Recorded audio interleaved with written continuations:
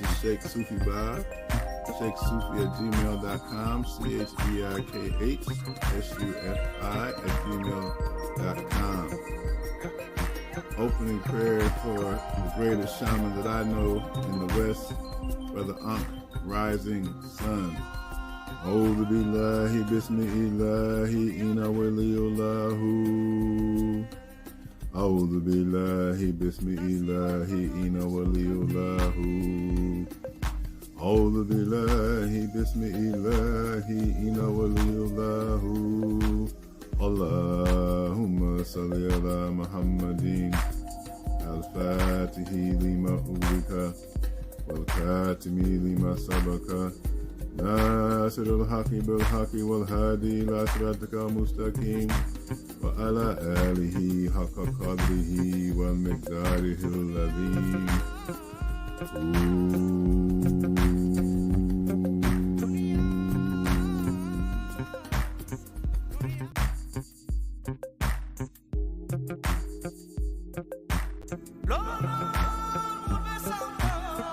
Bismillahirrahmanirrahim. Alhamdulillahi Rabbil Alameen. Ar-Rahmanir-Rahim. Maliki Yawmiddin. Iyaka na'budu wa iyaka nasta'een. Ihdina siratal mustaqim. Siratal ladhina an'amta alayhim. Ghayril maghdubi alayhim waladdallin. Alhamdulillah. Dr. Sanada Kamara, co-founder of Temple Mother Earth, sending love, peace, and abundance prayer to everyone around the world.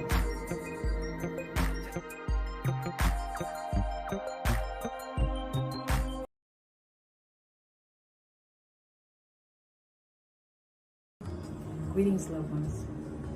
My prayer for you for 2024 is to be in a vibrational receiving match. A vibrational receiving match for happiness, for giving, for gratitude, for wisdom, for discernment, with abundance of blessings, for your soul tribe, for your soulmate, for your open-mindedness, for your spiritual growth, for divine love, and for a healthy, emotional, physical, spiritual body. I wish you all these things and pray that you receive all these things in the year 2024. I receive in all languages. Ashe, Amin, and Namaste. You can reach me at Instagram, Sequoia_spirit, that is SEQUOIA.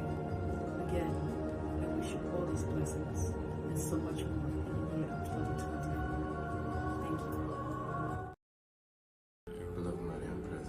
Great hosts of sitting ascended masters, great angelic hosts, great cosmic beings who govern the system of worlds and the seven lighted world.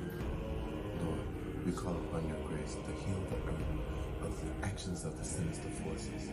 Their plan is to eliminate the population in the most horrible and murderous ways. They have already poisoned our food with things we can't even pronounce. They poison the water with fluoride. They poison the air with chemtrails. They have poisoned the medicine with side effects that will kill you if you take it. And they have poisoned the technology against mankind. They have weaponized all these things against mankind. We call upon your grace to free us from the sinister forces whose diabolical plan is to make this world the most hellish place. America, which was the light of the world, that was brought to the world, established in this world, to make every human being here ascendant, and then to have that spread throughout the world. Lord, we ask you to incarnate in this very planet, incarnate in mass, incarnate with sitters and ascended masters, with divine beings of every type, to bring in revolutions of meditation, revolution of mantra repetition, revolution of chanting, revolution of spreading love and light, revolutions of knowledge. Lord, we call upon you to empower us with our divine selves, so that we can rid the world of these very sinister forces whose aim is to do nothing but create this place to be a Sodom and Gomorrah. We already know that Earth is the most wicked planet in the universe. Let us turn to be the light of the world, so that it is the greatest planet in the universe, so that we excel even what is happening in the great central sun. As a matter of fact, Lord, we ask all the beings from the great central sun to incarnate on the earth, to incarnate on the earth, to incarnate on the earth within us, so that we could do the work that I'm begging for now. Oh Lord, I ask this in the name of Swami Muktananda Paramahansa, Bhagavan Nityananda, Guru Maha Chivilasananda, beloved Saint Germain, Lord Jesus the Christ, Lord Buddha, Allah, and the great Sunnah Kumar. Almighty I am, Almighty I am, Almighty I am.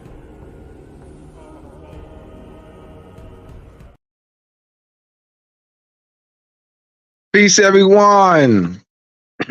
Welcome to Moorish Monday with Abdullah Il Talib Mosi Bey on Magnet Crystal Pyramid YouTube. Thank you for joining us once again. I have a wonderful brother. Got a chance to meet him on May 18th here in Philadelphia at the Moorish Governance Birthright and Nationality Claim Conference. Meet him in person, touch him, give him a hug. All right. We've known each other for a year now, but I finally got a chance to actually give the brother a hug, a pound, and all the great stuff. It was great. This brother is working on a book coming your way next year. All right. So next year around this time. All right. So the title of today's Moorish Monday is the title of Brother Kono Sankofa Bey's book. I'm going to have the brother give the title of his book. He and I will be doing this presentation. All right, so he's my guest today, but we will be doing the presentation together. I want to go to the Moroccan Post School of Government and International Law. We have free courses on the Moroccan Post Media YouTube page. We're going to have our paid classes posted on our new website, mpsgil.com. mpsgil.com. It was actually built a day or two before the conference. Go register. All right, you click on mpsgil.com and just put your information in there. I will be updating the website, and eventually within 3 to 6 months, we'll have our paid courses on there as well as other material. All right, so we also have my website, mooresandmasonry.com. mooresandmasonry.org. mooresandmasonry.org for my books, Moors and Masonry Part 1, Moors and Masonry Part 2, How Her Venus and Moon Rule, Etymology and Vocabulary. Etymology and Vocabulary Supplementary 1, the Masonic Complex of Square, and the connection of measurement and timekeeping, and the Illuminati and the illumination of the mind. Brother Kono, welcome. This is your second time with us on this platform. Thank you for accepting the invitation. All right. So give us the title of your book and let us know when how long you've been working on it and what we can look forward to. Peace. Thank you for having me again. The title of the book is From 1684 to Present, How Race and Color Became People. And so the book started with my Fathers of the Modern Race Paradigm series that I've been working on. I just uploaded part 6 on my YouTube platform, helping our people elevate. Part 7 and part 8 are in process right now. They'll be going up here real soon. But I've been working on the book for about 5 months now. It's been about 4 or 5 months now. Mm-hmm. It's work in progress. But yeah, the book is titled From 1684 to Present, How Race and Color Became People. Right. That's a very interesting and thought-provoking title, how 1684 to the present, how race and color became people. As a Kono, are you able to put that chart on the screen? Share it to the screen. Is that While he's doing that, once again for joining us, this is Brother Kono Sankofa Bay. He is my guest here on Moorish Monday. As you see across the screen, my website, moorisandmasonry.org. Get your books, Become Enlightened about Moorish history, Moorish philosophy, and giving proper concepts about Moorish government, the recovery of lost Moorish sovereignty. All right, so we have it up here. Good. All right, so we have you. So you take over, Conan. I'll actually, like I said, we'll tag team.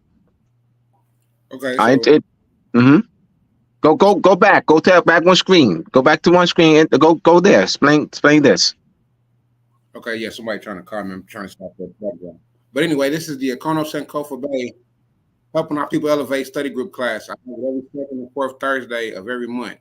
And today's subject on Moorish Monday is going to be over the analysis of the word color. And so again, the title of my book is From 1684 to Present, How Race and Color Became People. And so I wanted to go over 3 definitions to break into my presentation. I wanted to go over law, lawful, and legal.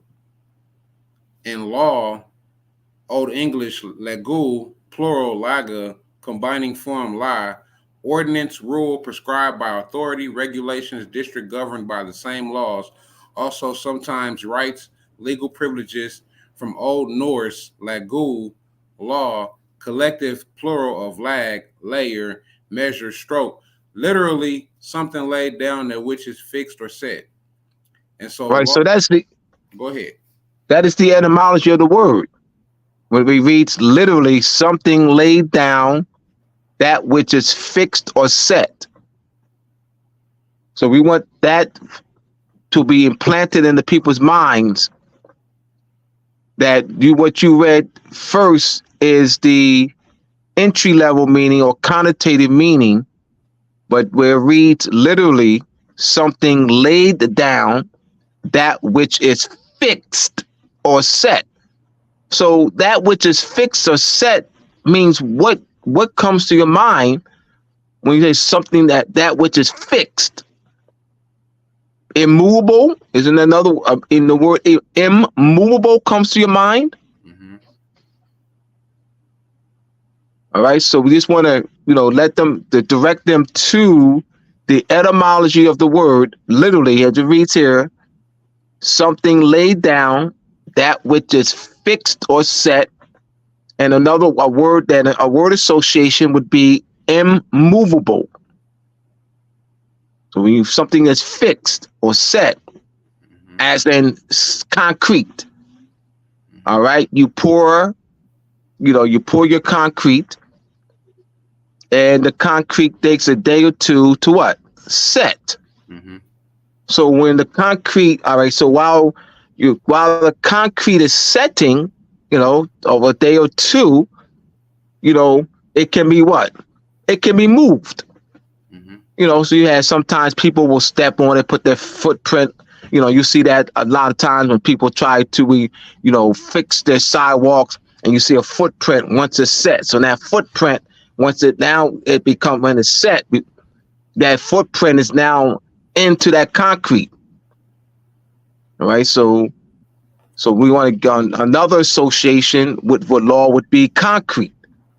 Concrete that has been set. Concrete that has been set, immovable. So we think of law. So words must have a fixed, historical, ascertainable meaning. So this concept of, in 1795, in this such and such statute, the word means this. 1810, such and such statute, the word now means this. 1840 and such and such statute, the word now means this. 1850, and so the unlearned, the students in the school, they're groomed into that. Words change and meanings change, society changes. you know. So when we're talking about law, as the word means in its etymology, something laid down, that which is fixed or set. So this different meaning every 10 or 20 years. Is that law? Would that be fixed or set? Would that be his historical, ascertainable, fixed meaning? So with that, of a word, that this concept of a word changing meaning over the period of time and over a period of different statutes. So Congress or can legislate a different meaning over the period of time. Would that be law? It wouldn't apply, it wouldn't tie to the etymology of the word, something laid down, that which is fixed or set, i.e. concrete that has set. All right, continue, Kono. All right, so our next word is lawful. It's 13th century. Lagful, rightful, supported by law of sanctions, etc. See law, noun plus full. Meaning allowed by law. In its late 14th century, since similar constructions in Old Norse, lawful, Old English had lawlic, related lawfully, lawfulness. All right, so you have the suffix full. So the base word law, which is the root word, we know what that means already. So we have here supported by law, followed by law. All right, continue with the word legal.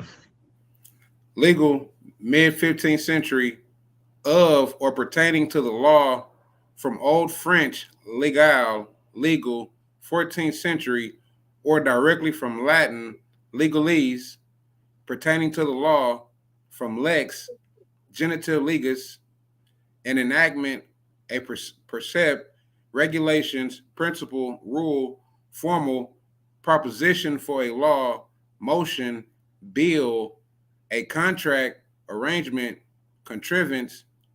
This probably is related to legler, to gather, from the Pi root word leg, which is the Proto-Indo-European root, PIE, proto, it's an acronym, Indo-European root.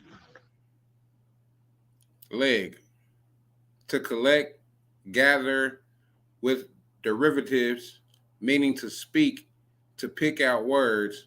Perhaps the noun is from the verb on the notion of a collection of rules, but Devine seems to imply that the evolution is in the reverse. All right, so look, let's look at, so we have law here, that which is laid down, that which something laid down, that which is fixed or set. So that the etymology of legal doesn't give the sense of that which is laid down, fixed or set. Mm-hmm. To gather, collect, collection of rules, or gather. There's not a something that is not immovable. There's not a concept of immovable, concept of fixed. So we want to be clear here that there is a clear distinction in the meanings of law and legal. Mm-hmm. And the unlearned will interchange law and legal as though they have the same etymology, same epistemology, same meaning. So they'll interchange, the unlearned people will interchange words wispingly, all right, as though it wouldn't matter. All right, so you clearly see here the value of etymology. All right, continue, Alcona. All right, so then we go into our chart, or our breakdown, our analysis of examining the etymology of the word color. And I'm going to start from 1 through 12, but I'm going to go from top to bottom. And so the etymology of the word color, as you see on the bottom, it says to hide or to conceal. That is the etymology, the root. Etymology deals with the root or the origin of the words. And so you have the part two, the legal meaning of the word color, according to the Black's Law Dictionary. And so the first one is its origin, and the second one is its legal meaning. An appearance, semblance, or circumlocution as distinguished from that which is real. A prima facie or apparent right, hence a deceptive appearance, a plausible assumed exterior concealing. And so, I see. Exterior concealing. So we have, the etymology and legal meaning are one and the same. To hide or conceal. We have in here an exterior concealing. Oh, I thought that the word color related to complexion, of someone of light complexion or brown complexion or dark complexion. I thought the word color related was tied to that. How did the word color gain this meaning of shade and complexion and skin tone? How did that happen when we see here the etymology of the word color and the legal word meaning of the word color having nothing to do with shade or complexion or skin tone or related to someone's complexion or skin tone or pigmentation, and to a dark pigmentation or light or brown pigmentation? How did that happen? How did this topsy-turvy, concept of words now, how did that happen? Because you got a lot of people thinking that they are color. People of color. Look at me. Look at me. Look at me. I'm fearful of color. Donald Trump has no color. Abdullah Bey, you have color. Donald Trump has no color. How did that happen? Continue, Kondo. Okay, so we're going to go into the legal terms having the word color. These are legal words or legal terms having the word color. So you have color of law, color of office, color of authority, and you have colorable. And if you look at the legal meaning of color, as it says, it's an exterior. It's a distinguished from that which is real. And so color of law, color of office, color of authority would be the same. It's artificial. So you're looking at law, you're looking at a ordinance or stat which has an appearance of being real. Has an appearance of being real. Color of law means that it doesn't have the force of law, only in its appearance. So you're doing something on the color of law would be a violation of law.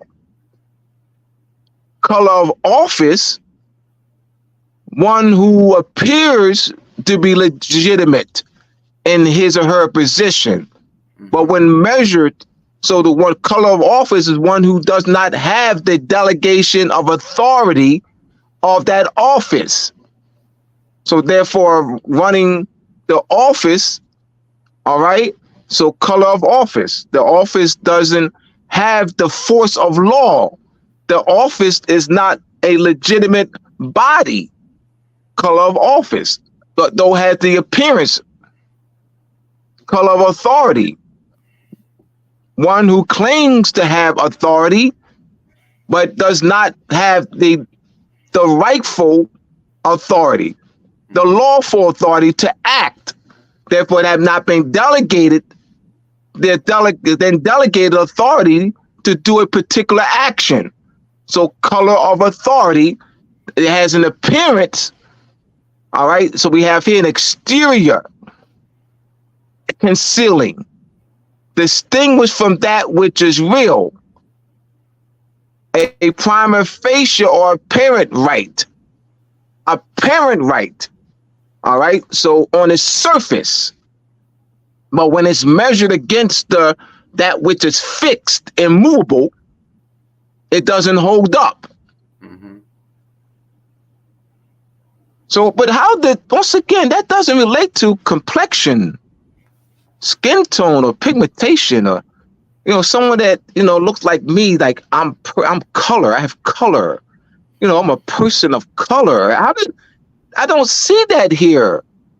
I don't see that here in these two, the etymology and the legal meaning. And then you also that these terms also have their legal meanings: color of law, color of authority, color of office, colorable. Like, continue, Kono. Okay, so as the question is what is the origin of this source? The origin of the source of the modern connotation of the word color used as semantics is the fathers of the modern race paradigm. And so you have Francis Bernier, Carlos Linnaeus, and Johann Friedrich Blumenbach. Francis Linnaeus, 1684, Nouvelle Division de la Terre, or New Division of the Earth. You have Francis Bernier, Carl Linnaeus's Systeme Naturae, and then you had Johann Blumenbach's The Color System of Naturae of Mankind. It's something I'll pull it up, but yeah. And so the origin of this source of the modern connotation of the word color comes from Francis Bernier, Carl Linnaeus, and Johann Friedrich Blumenbach. All right, so this so we got these millions of people think that they are people of color. So you're telling me that these jokers, are that this concept of what color are you? What else did they add though? So this besides, so we have this so the word color being associated with complexion, skin tone, and pigmentation came from these guys here? Yes. From 1684 to the 1700s. You're giving us the origin of this modern false paradigm. Our race and color. So your title of your book once again is From 1684 to present, How Race and Color Became People. All right. So now you begin to see and understand the title of Okono's book. 1684. That's Francois Bernier in his Nouvelle Division de la Terre, 1684 to present, which means it's still being applied. How race and color became people. How race and color became people. So this how race and color mean how did the word color began to be associated with people? How did the word color became associated with people? We are people of color. So that's what he means by that. How did that become associated with people that look like me? People that look like Terrence Howard. How did that word color become associated with us? The people that look like me and Terrence Howard. All right, so now he's giving the origin of how this word color became associated and is still being associated. To present. Don't discriminate against Okono based on his race, color. Mm-hmm. They're in the same policy, same sentence. Race, color. Once again, title your book, Okono. 1684 to present. Present. You see these on your job applications today. Present. Census Bureau. All right. Race and ethnic status. All right. So you see that don't discriminate based on race, color, national origin, sex, religion. But the focus here is race and color. So the word race and color are used in civil rights policies, EEOC. You see race and color. 1684 to present, how race and color became people. Excellent title, my man. Thank you. And so we have the classification developed by the fathers of the modern race paradigm. Francis Benaire, Carl Linnaeus, and Johann Friedrich Blumenbach. And so the association of color being connected with skin tone, black, white, red, yellow, brown, black people, white people, red man, yellow man, brown man, etc. Francis Benaire, Carlos Linnaeus, Johann Friedrich Blumenbach. From 1684 to present, how race and color became people. Race and color used interchangeably by way of the race paradigm. So you have the U.S. civil rights and U.S. civil rights policies. As was just said, the U.S. Census, the EEOC, Equal Employment Opportunity, the Statistic for Standards. There's so many different applications where you see race and color. And so again, 1684 to present, this still applies. 7, racial classification as used in the United States. And so just as I just said, the race and ethnic standards for federal statistic reporting, policy number 5, the Office of Management and Budget, they use the white, black. That's a typo there, Racono, number 15. Okay, it is. I number 15. Yeah, and I read that. Yeah, policy number 15, the Office of Management and Budget, and they use the white, black, Hispanic, Asian, Pacific categories in their box, but the focus is the white and black. We got a black male, 6 whatever, white male, same thing they use every day. We hear this every day. And so where did this type of thinking come from? You have millions of people who said at one point we had a black president, but that man never identified as a black president. And so where did this type of thinking? In fact, he said when he was on the Tom Joyner show after winning his first election, Tom Joyner introduced Barack Obama as the first black president of the United States. Barack Obama kindly made it clear that I am not black. Black's a fiction in law. Of course, that went over people's head. You know what I mean? So when he said it, but you know, it went over their head. So because he didn't explain, he just said it. You know. 8, going into nationalities being placed under the race question in the U.S. Census. And so it was in the U.S. Census from 1970, 1980, 1990, 2000, 2010, 2020. So you see every 10 years when they do the census, you see where nationality is placed under the race question. Nationalities being placed under the race question. Relationships between nationalities and the name of nations. And so just a few examples. The nation would be China and their nationality would be Chinese. France, French nationality. Nigeria, Nigerian nationality. So the name of the nation is France. The nationality is? French. All right. Next one. Topic of discussion is nationality as a subject of human rights. And so we'll talk about and I'm gonna go into the next screen with these last 3, but we're gonna talk about the United Nations Universal Declaration of Human Rights, nationality and the consanguinity, blood tie connection, genealogy of ancestry, national origin and descent. And we're gonna talk about nationality and constitutional and treaty protection, nationality and diplomatic protection, and nationality. That was twice, typo. And so going back to 10. Nationality, a human rights subject.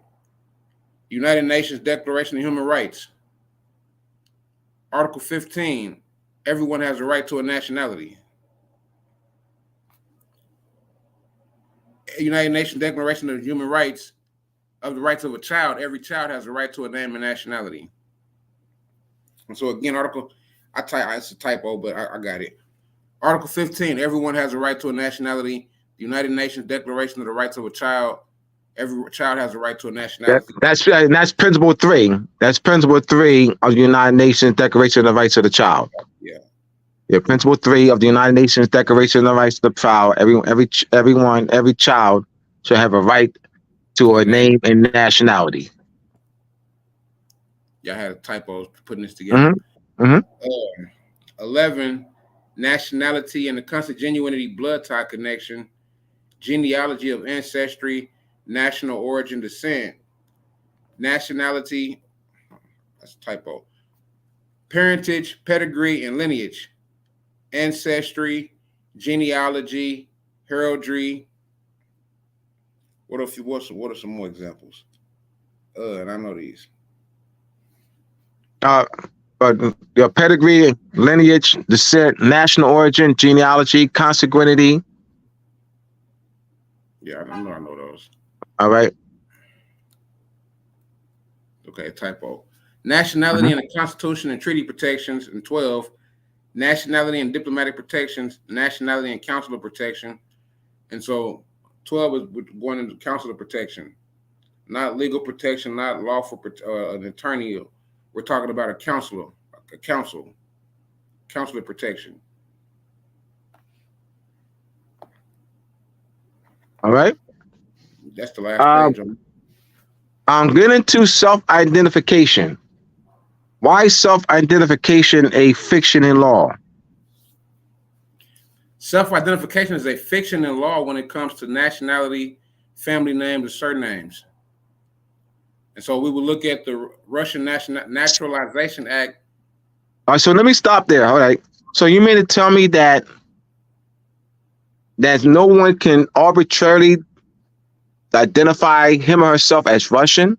Like that's not something that they self-identification. I arbitrarily identify myself as Russian. Like that's my self-identification. So was Russian not a descent? I mean, that was existing before you were born. So like how is it self? The word self now. The key word is self identification. Self. So what is self identification? Does that exist? No. All right. If we're talking about all right. Kono's a basketball player. So Kono and I are playing basketball. Kono and I we're on the court. We're playing basketball. So Kono, he makes a move on me. All right. And he goes up high in the air and slams. Boom. And the Kono puts his hand. I'm the sky. I'm Skywalker. I'm Skywalker. So Kono, all right, says that because he slammed over me, dunked on me, that he's Skywalker. Oh, he self-identify himself. He identify himself as Skywalker. That would be applied there. All right. So the self-identification of Kono, that's something that he called himself because he slammed over me. Skywalker. But when we're talking about nationalities, family names, surnames, when we're talking about law, so we want to clarify that, all right, he's Skywalker. And then Kono, you interviewed.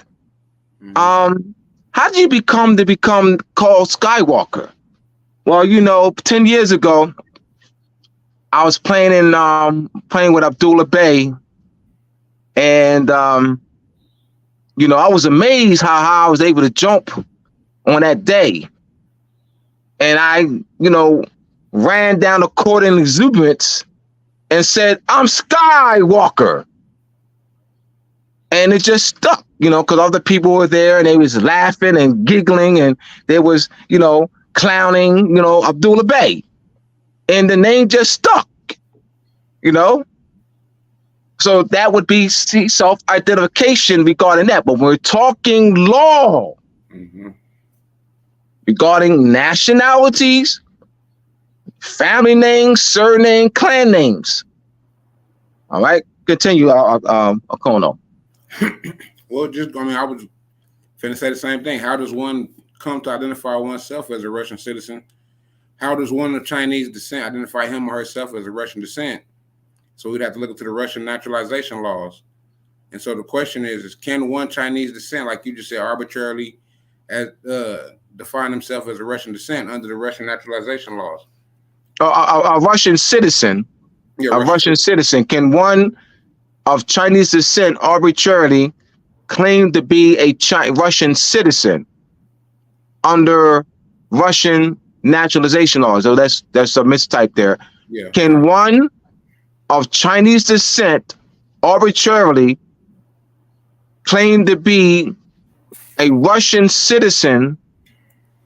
All right. Can arbitrarily claim to be a Russian citizen under Russian naturalization. So how would one of Chinese descent become a citizen of Russia? How would one of Chinese descent or French descent or German descent or Nigerian descent or South African citizen, how does one claim to be a Russian citizen under the Russian naturalization laws? How did that happen? Foreign nationals living in Russia can apply for citizenship by naturalization if they meet the following requirements. They hold a valid permanent resident permit. They have lived as a permanent resident in Russia for 5 years with no periods living outside Russia exceeding 3 months in any 1 year. Foreign nationals may become citizens by admission after meeting the minimal resident requirements, usually 5 years, proving a legal source of income and demonstrating proficiency in the Russian language.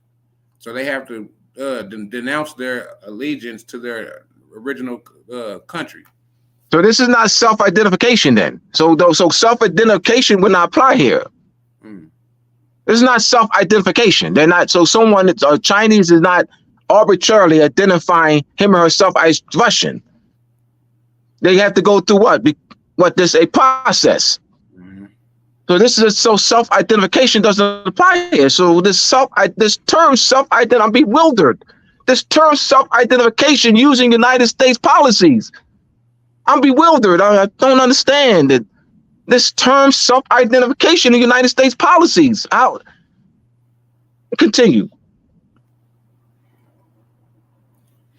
What is the process of getting Russian citizenship? And this was the updated guide of 2024. So this was just recently updated. But the common process of getting Russian citizenship is through naturalization. Candidates must present a valid resident permit and proof that they have not lived outside of Russia for more than 3 months per year. Here are some of the formalities agreed to abide by the Constitution in Russia. Oh, so once again, self-identification wouldn't apply. So where does self-identification, like in United States policy? I don't get it. We're showing that's a fiction in law. I continue. I put naturalization up here just for those who may not understand what the word, or naturalized for those who may not know what the word means. And this is from the Black's Law Dictionary. And so naturalized defined in legal meaning, definition, citations, but it is to confer citizenship upon an alien to make a foreigner the same in respect to rights and privileges as if they were a native citizen or subject. Oh, that person does it himself. That's done by, they do that themselves though. They're conferring on themselves. They're conferring Chinese citizen upon themselves, or Russian citizenship upon themselves. See, self-identification. They're conferring that. Well, we know that's not the case.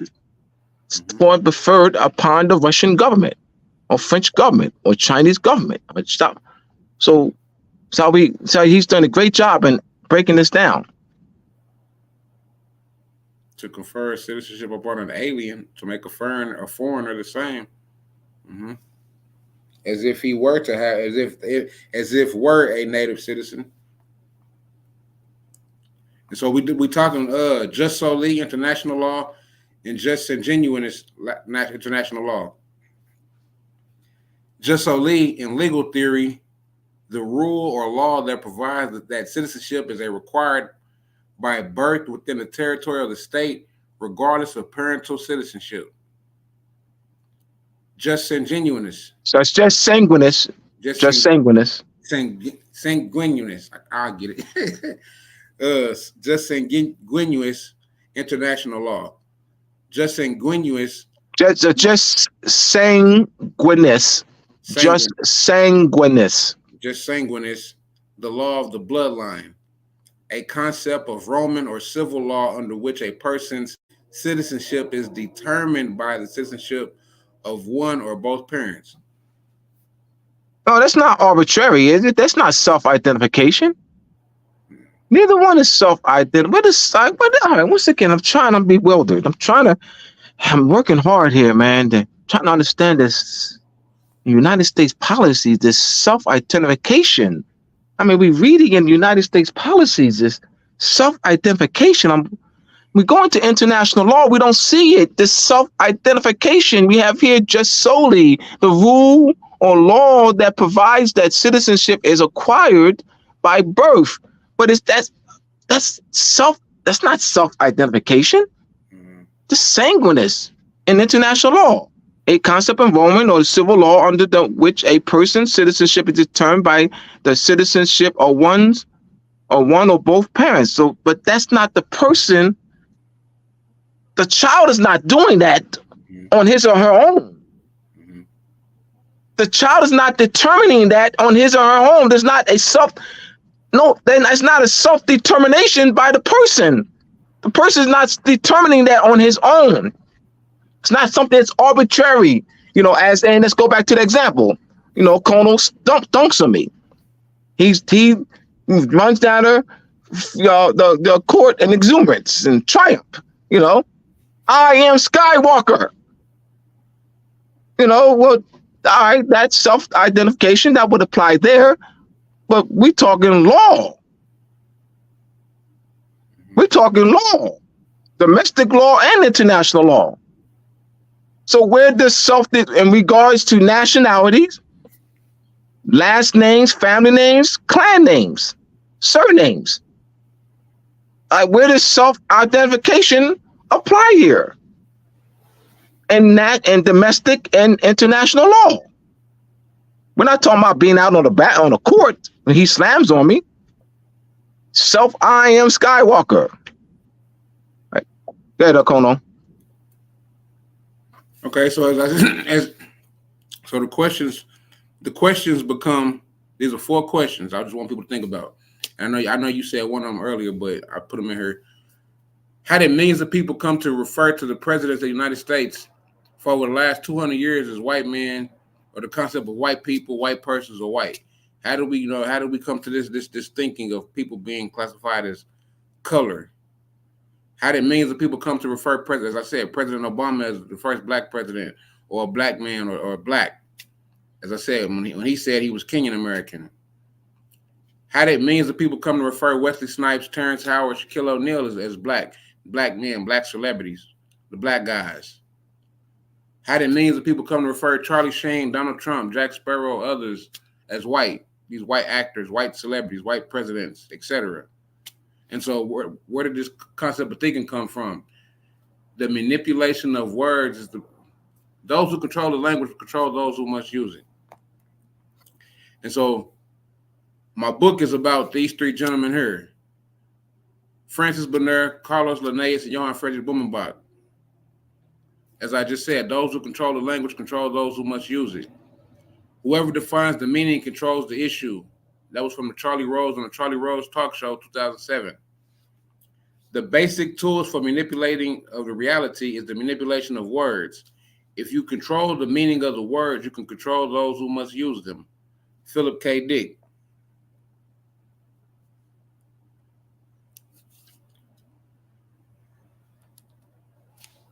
Symbolography.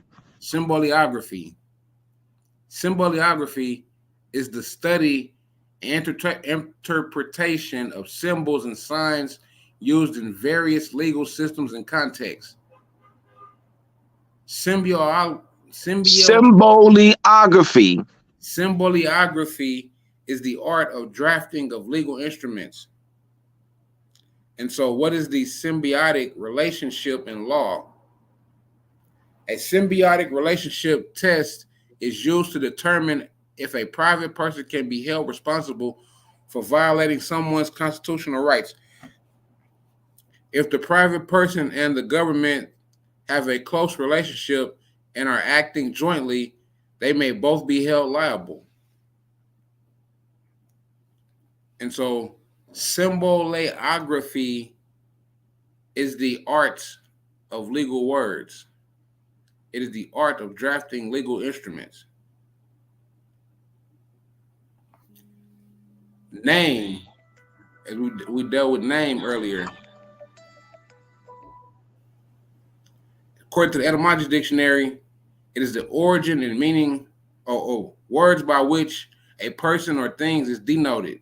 From Old English nama, noma, name, reputation.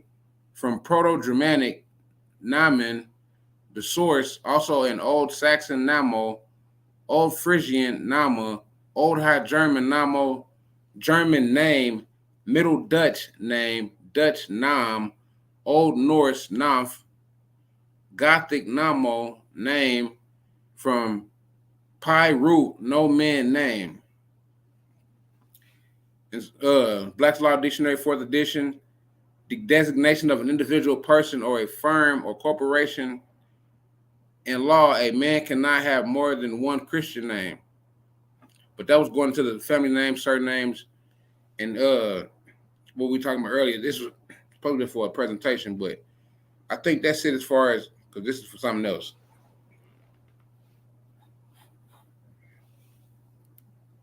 Yeah, I believe that's it as far as my presentation goes. I don't know what happened to brother, but that's all I have for you right now, brother Hank.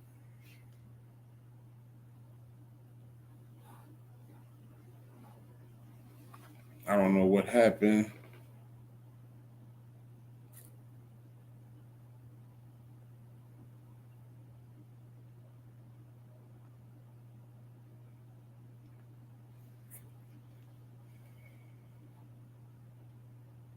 Bear with me, my people. Let me figure out what's going on.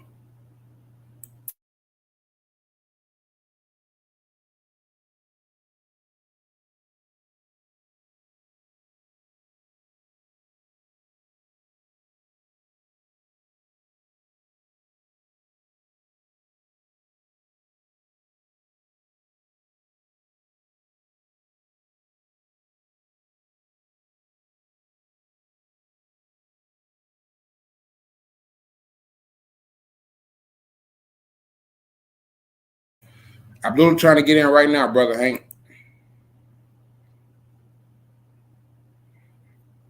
He said he's trying to get in right now.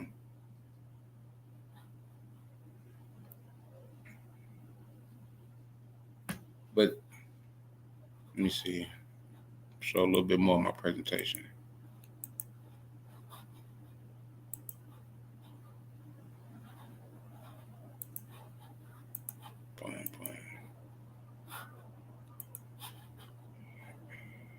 All right, peace, everyone. Peace.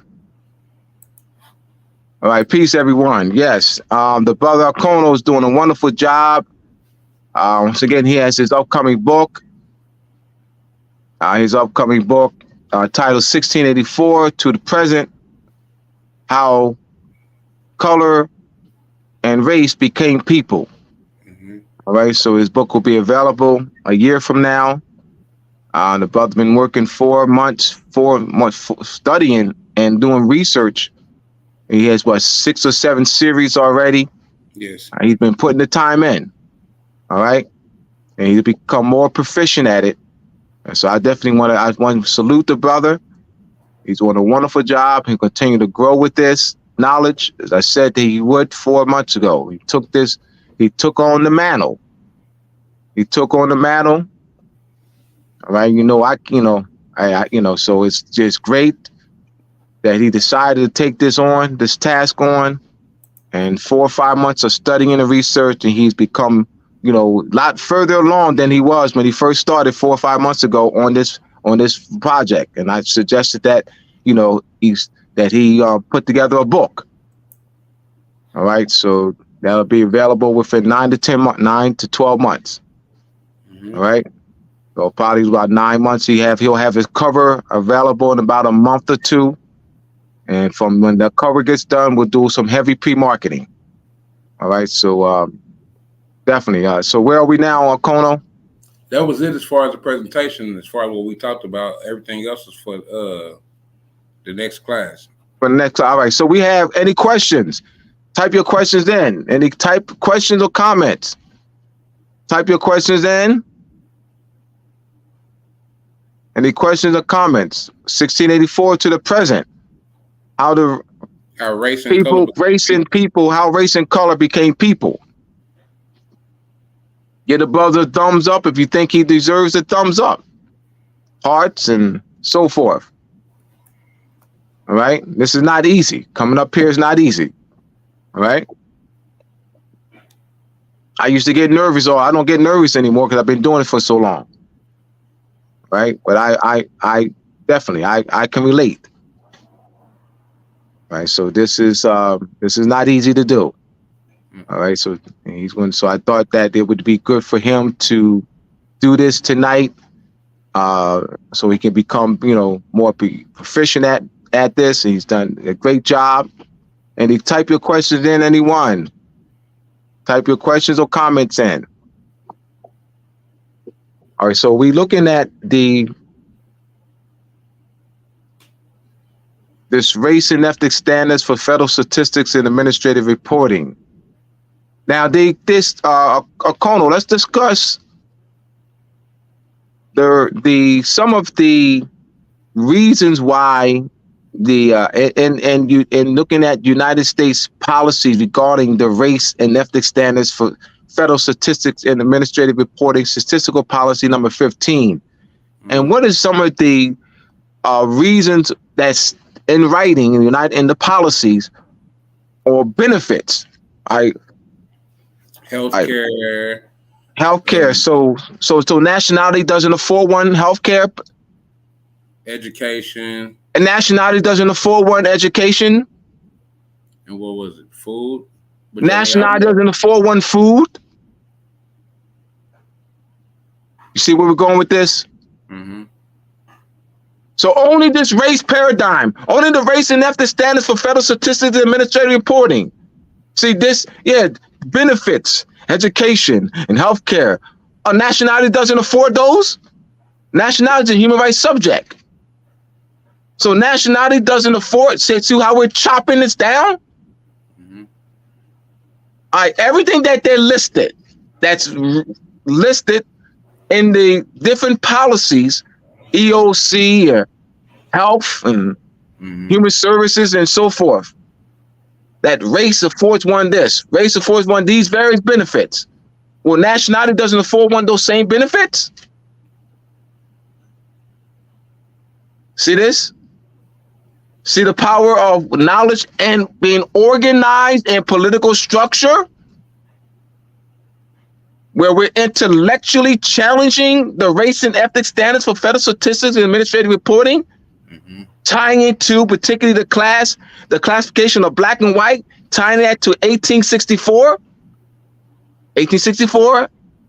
to the present, how race and color became people. See that connection?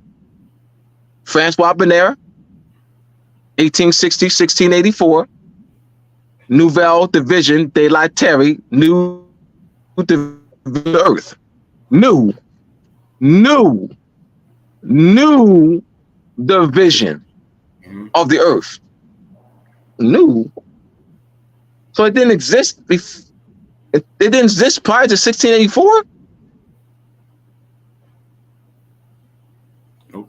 You have clans and tribes and royal houses, ecclesiastical societies, guild names and patronyms. So there's black, white, red, brown, and yellow. New division of the earth. at these conquerors. New division. It doesn't read new division of France. It's not Nouvelle Division de la France or Nouvelle Division de la Germany. Mm-hmm. It's Nouvelle Division de la Terre, new division of the earth.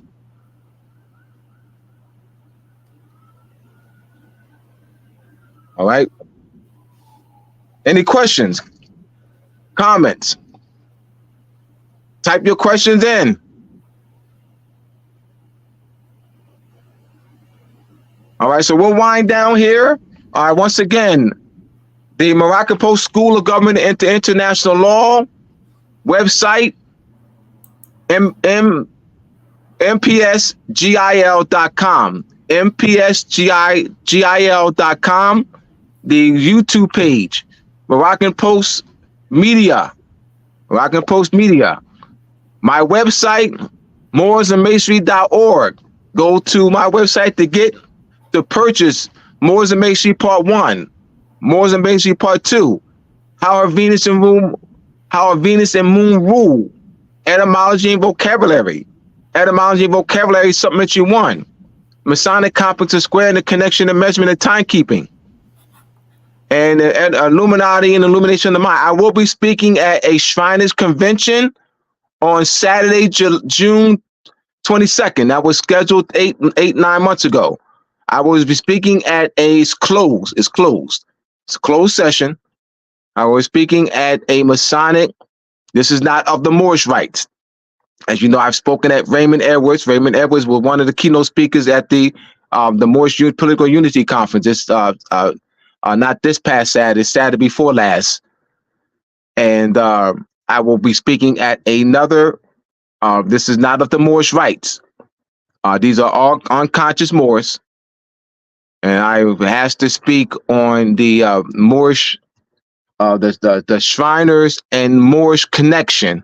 That same topic that spoke in West Virginia, in September of last year.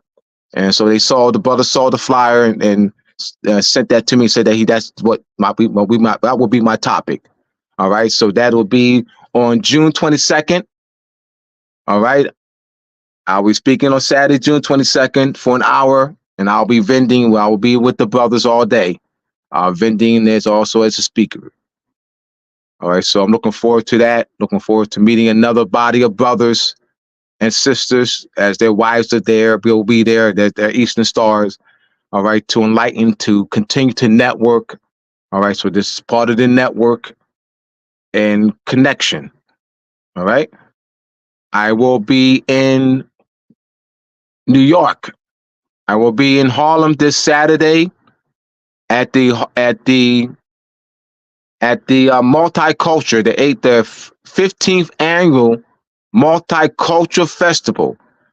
I will be opening up Sister Louisa Flores, one of the keynote speakers of the Moorish Political Unity Conference. It's the Saturday before last, May 18th.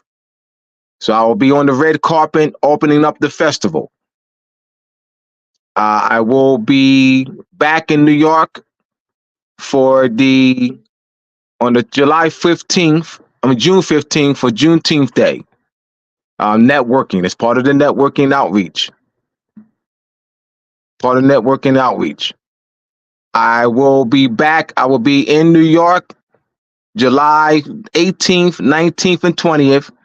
I'm looking to speak, just working out where I'll be speaking at the 18th Annual Human Rights Summit at the United Nations. Will be from July 18th to July 20th. And I'm scheduled to speak at the Kemetic Summit in New York on July 19th and 20th.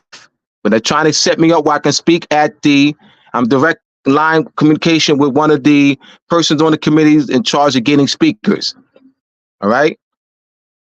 So I'm looking to schedule to speak at in Washington, D.C. at the Marcus Garvey's convention conference they have in every year. So just continue the outreach, continuing to facilitate the plan of Shin Malachi Bey's proposal of a plan to restore national political unity among our people. All right, so the keynote speakers and panelists have outreach. I have done hours of one-on-one with keynote speakers and panelists.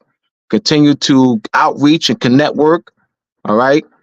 So I thank you again. Once again, it was great to actually press hands and hug Brother Okono on the 18th. It was an honor. And his brother hardworking. I'm looking forward to y'all seeing his book. When his cover is done, we'll be doing some heavy pre-marketing. Once again, I want to thank Brother Hank for offering the Moorish Monday to me back in December. Actually, it was November of last year, and I began my first show in the first Monday in December. So we've been rocking it ever since. So thank you, Brother Hank, for all the outreach and work that you've done and offering your platform to many of us. All right. Click, like, and subscribe. There's other videos besides my different classes, presentations.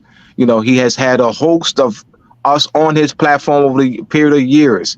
All right. So I want to salute the brother. All right. So peace, everyone. Until next Monday.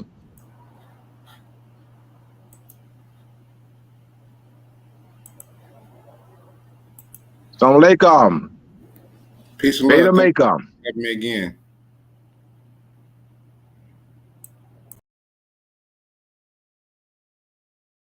All right.